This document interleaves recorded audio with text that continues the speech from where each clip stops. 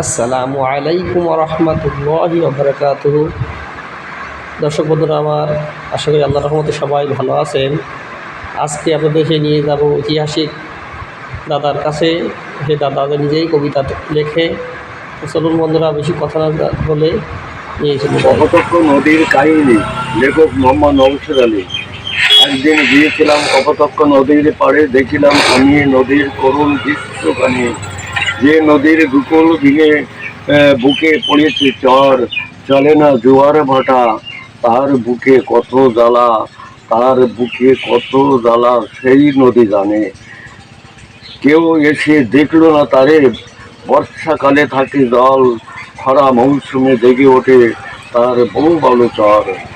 থাকে কিছু কিছু জল, যখনই ছিল নদীর যৌবন কাল, থাকতো কানায় কানায় জল।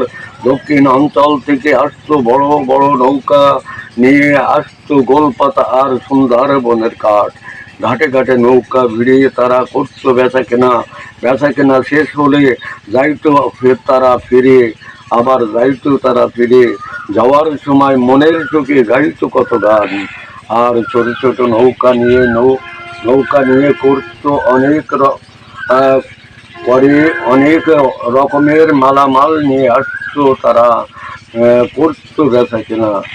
আর ঘাটে ঘাটে নৌকা নিয়ে মাঝিরা করতো পারাপার। আজ তারা গেছে কোথায় দেখিনি যে আর। যে নদীর আর এই নদীর ধারে দক্ষিণ অঞ্চলে ছিল মাইকেল কবির বাড়ি।